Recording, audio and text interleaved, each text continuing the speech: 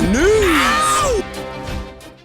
Okay, we'll start with this. An update on Yokasta Valle's corner situation, since she has so decided to move forward without Coach G, Gloria, in her corner. Per a tweet from Chava, ESPN, new team for Yokasta Valle on the way to revenge. Yokasta Valle will return next in July, waiting for the rematch with Seniesa Estrada, and for this, she began camp in Mexico with J. Panda Nahar, accompanying Subriel Matias and El Camarón, William Zepeda. What do you think about this news? The fact that she's chosen to go with J. Panda is indicative of how she wants to fight moving forward and what exactly she's working on. The common denominator between William Zepeda and Subriel Matias and how they fight is they're inside fighters, pressure fighters, the both of them. So I can only deduce that if Yokasta Valle is going to be training with them, it's because she wants to be more of a pressure fighter too, a better inside fighter. Being honest with you, she's already a pretty good inside fighter, combination puncher, very busy within a round. With some athleticism,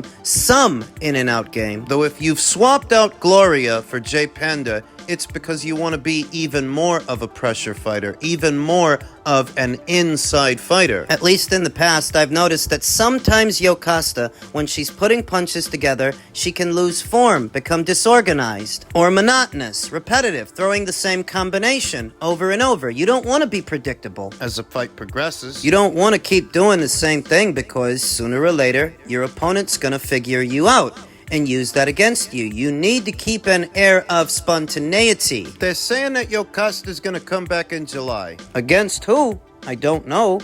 And they're saying that she's waiting out a rematch with Seniesa.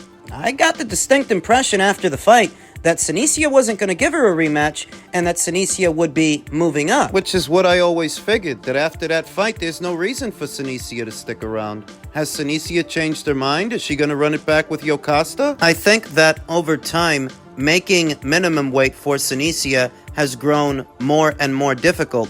And we saw that in the Leonela Paula Yudica fight. To some degree, we saw that in the Yokasta Valle fight because that fight was a lot more competitive than I thought it would be, and Yokasta landed with a lot more authority than I thought she would. Seniesa won the fight. She won the fight on my card, but she labored a lot more. Struggled. I thought it was going to be a lopsided affair, like the Annabelle Ortiz fight, like the Tina Ruprecht fight. She actually struggled with Yokasta Valle, and I didn't expect that. I feel like, at least in part, it could be that Senesia's outgrown minimum weight and she needs to move up. And I got the distinct impression after the fight that that's what she intended to do. There are plenty of champions for her to fight at light flyweight, at flyweight. She could fight Evelyn Bermudez at light flyweight or Jessica Niri Plata at light flyweight. She could move up to flyweight and fight Gabriela Alanis, that division's unified Ring Magazine champion, or she can roll the dice with Gabriela Fundora, which seems less likely to me because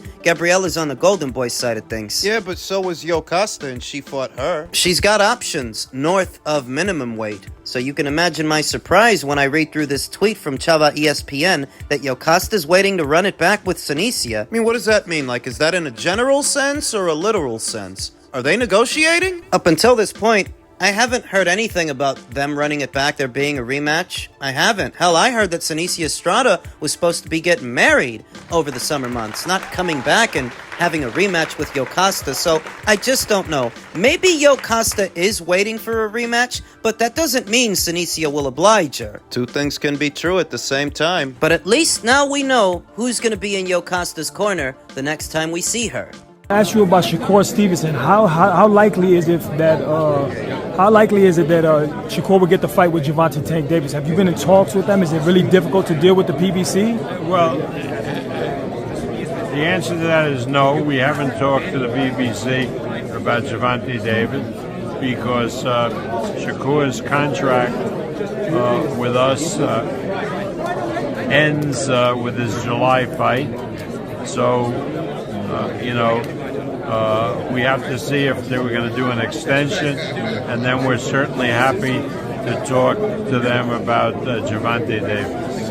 If he can't secure the Gervonta Tank Davis fight, would you consider facing him against Lomachenko, being that it's an in-house fight and Lomachenko is ready, he's going to be fighting for that title? But you're not reading me correctly. Shakur is will be a free agent after his July 6th fight. At that particular point, we have to know what his plans are before we can make any commitments for him, because we may not be his promoter. That's the bottom line. If Shakur Stevenson wants to go into free agency and try his luck in the open market to see what he can get, well, he's not Top Rank's responsibility anymore, and you'd have to ask Shakur what's next for him, and What else? who, if anyone, has made any offers. Because in a situation where Shakur Stevenson is no longer your fighter, you have other fighters to accommodate and fights to make for them. They are your priority. He isn't. You still have Raymond Muratalla at this weight. You still have Keyshawn Davis, Vasyl Lomachenko, Denis Berinchyk. If Shakur Stevenson feels that going into free agency might bring him closer to a Gervonta Davis fight, you can try your luck. You can do that. But I don't think it's a good idea. I don't. If Gervonta Davis really wanted to fight you, he would have sent an offer by now. And I don't want to hear about how Shakur's with Top Rank and Gervonta's with the PBC when Tyson Fury was with Top Rank and Deontay Wilder was with the PBC when they made the second fight, when they made the third fight. It's no excuse. Sides of the Street was always a smokescreen to avoid fighting someone else's fighters. In reality, it wasn't about Sides of the Street. When Errol Spence Jr. said that, he just didn't want to have to fight Terrence. And it's not about Sides of the Street now when it comes to Gervonta and Shakur. Bottom line, if Gervonta hasn't reached out to you yet, it's because he doesn't want to. It's not about who your promoter is. It's not about Sides of the Street. Shakur Stevenson going into free agency, it doesn't seem like a good idea to me. It's not really Top Rank's loss. I'm not trying to shit on the kid. I'm just being honest. That's $3 million a fight.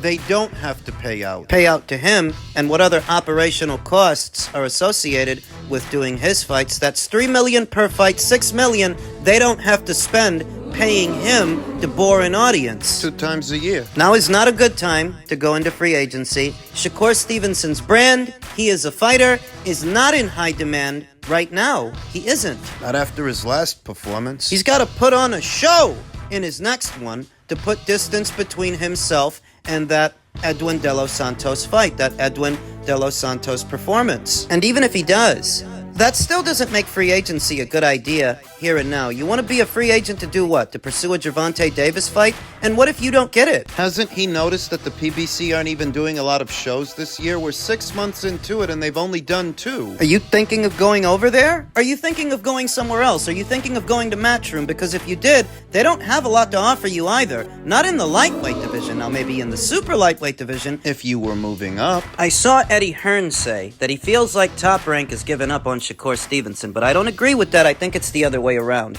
Top Rank hasn't given up on him. He's given up on them. He's just another young fighter that's expecting so much, so fast. Maybe a very skilled young fighter with a high ceiling, and he's accomplished quite a bit already. He's a 3-division champion, but he, like many young fighters, is overestimating his market value. And you don't last in this business as long as Bob Arum has and Top Rank has by caving to every young fighter that thinks he's God's gift to boxing. Because they all think they're God's gift to boxing. Him, Teofimo. They all think they're God's gift to boxing. Over 50 years in a business, other promotional outfits, rise and fall, main events, Don King. Pretty soon the PBC. If Top Rank has lasted this long in this industry, it's because they don't cave to every young fighter that thinks he's entitled to X amount of dollars for X amount of fights. They don't have it all riding on one or some fighters. The bottom line, If you think you can do better, then go do better. get better. I mean, it worked out for Terrence Crawford, but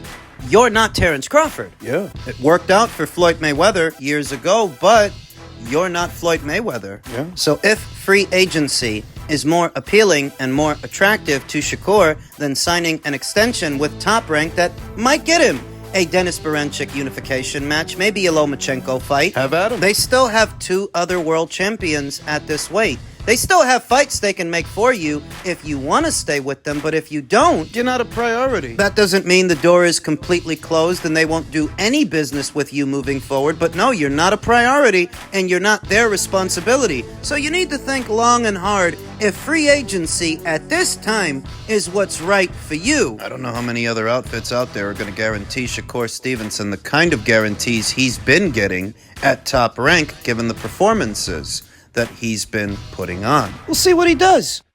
Upstairs, in men's heavyweight news, Mauricio Sulaiman confirms the WBC will still continue to campaign for 6 judges for the Usyk versus Fury rematch. We have a hard enough time getting 3 judges to score the fight right. How is adding twice as many judges better? It's not, but now the WBC boss has confirmed that plans will continue for there to be 6 present at ringside for the rematch between Fury and Usyk, as well as other WBC title fights. I will campaign for the WBC fights to have 6 judges for those who are eligible. It's just another system of control. And we are going to start doing it, Sulaiman told Casino Reviews. It came down to the other organizations and the promoters not supporting the idea, so we will do it as usual in the WBC fights. We have done a few in Mexico and will continue doing so in WBC fights, and we will monitor it and see how things go. I figured the promoters wouldn't like that. More officials, more judges, more people to have to pay, and more people that can make mistakes. It's not a good idea. The idea behind 6 judges to be present for the undisputed title fight between Fury and Usyk was to ensure the rightful winner had his hand raised. The fight turned out to be extremely tight, and the scorecards reflected that on the night, with Usyk walking out a narrow winner via split decision. Sulaiman believes the right man had his hand raised. Yes, I was happy with the scorecards. No, you weren't. Did you see the look on his face after the judges' scorecards were read? Come on. It was a very close fight, Sulaiman said. It came down to the 11th round, and it was scored in favor of Usyk by 2 judges. One of them, and Mike Fitzgerald, and Mike Metcalf scored it in favor of Tyson Fury. So if Metcalf scored it for Usyk rather than Fury, it would have been a unanimous decision for Usyk. If Fitzgerald had scored it to Fury, then he would have won the fight, so the rounds were very close. That one in particular. What is this really about? Because Mauricio is clearly up to something. More judges are more hands on deck to do the WBC's bidding. That if they want a particular fighter to be awarded a decision, they've got boots on the ground. More of them. That's what it looks like to me. And the promoters would be wise not to play the WBC's game. Because after all, it's not the WBC's money paying to make all of this happen. It's not. You're not paying the fighters. You're not paying for the show. The level of control Mauricio wants to have as the president of a sanctioning body is unique because you don't see Paco or Gilberto or Daryl Peebles. The other presidents from the other alphabet organizations coming up with as many bright ideas as Mauricio does. Clearly, he's in the wrong racket because he wants to be a promoter. He acts like it. Still pushing this agenda for what is supposed to be the rematch. The rematch where the fighters are estimated to be making a staggering £45 million more than the stunning first fight purse. They're giving him more money. That's the story. Fury is understood to have banked roughly £85 million, while Usyk, who won all the belts, is said to have earned around £30 million, despite getting his hand raised via split decision. They are now set to run it back on December 21st after Fury activated the 2-way rematch clause in their contract. Given how exciting the first fight was, the rematch is generating even more interest and therefore more money. According to The Sun, a staggering prize pot of £150 million will be split between the pair at the back end of the year, a whopping £45 million more than their May date. The split hasn't been disclosed in the report, although Usyk is expected to bank a lion's share of the purse as he is now the A-side fighter. Money was a point of contention when the fight first collapsed in early 2023. Usyk had given in to Fury's demands for a 70-30 split in the Brits' favor. However, he did so on the understanding that the split would be reversed should he win their first outing. ESPN's Mike Kopinger reported at the time that Fury was unwilling to compromise on anything greater than an even share, which angered Team Usyk. This caused Usyk to pull out of the fight until Saudi Arabia got involved and put up the money that both fighters wanted for the historic clash. I remember all of that. And I remember Fury's fans talking about how Fury's just this huge star, he's the clear A-side. All this crap. But all these months later, who's the one starring in a movie opposite the silver screen? Dwayne "The Rock" Johnson. It's not Tyson Fury. Fury wanted to gaslight everybody into thinking that the Brits don't know who Usyk is, even though he's been playing to British crowds for the last 4 or 5 years. The Bellew fight, the Chisora fight, the 2 Anthony Joshua fights, the Dubois fight. And now this one, so that you can pretend that the Brits don't know who this guy is. He's just some random Eastern European. Give me a break. Fury claimed Usyk was offered £13 million for their fight, which was initially targeted for April of last year at Wembley Stadium. He said, "The fact is, he's a bitch-ass pussy boy, ran from £13 million and now talking about $6 million. Joker," said Fury in a furious social media rant when the fight collapsed. It was all bullshit. Here's the truth. Fury didn't want to have that fight with Alexander Usyk, and he was making things as difficult as possible to prevent it from happening. And the only reason it happened, I told you several times here on this channel, It's because the Saudis got involved. they put up the kind of money that you can't turn down. They made him an offer he couldn't refuse, and after that embarrassment with Francis Ngannou, he was all out of options anyway. Think about it. The fight was actually supposed to have happened already late last year, but because Fury looked so bad with Ngannou, They postponed it to early this year. then he suffers that cut in sparring. Then it got postponed again. My honest opinion is that Tyson Fury never wanted no parts of this guy. Look at how he started off the fight. He starts off the fight showboating and playing to the crowd before anything's even happened, before he's even banked any rounds. It looked to me like a guy who's trying to convince people he's not nervous. He's not scared. Remember that 1 or 2 days out from the fight, he wouldn't even look Usyk in the eye. Come on now, you don't have to be Sigmund Freud to know that Usyk unsettled Fury. He unsettled him in a way that no other fighter before him unsettled him. And now that he's beaten him, Well, it's that much more unsettling, isn't it? personally feel like Tyson Fury is all out of ideas. He's crafty for a big man. He's a crafty big man among big men, but he's not craftier than this guy. That's what I've been saying the whole time. He seems that much more crafty and athletic amongst the slow, cumbersome, kludgy heavyweights out there that don't bring to the table what Usyk does. And now Usyk knows something that he maybe didn't know before, that he can hurt you. He can take you out. Irrespective of how many judges Mauricio Sulaiman wants sitting ringside, the next time may not matter. The next time.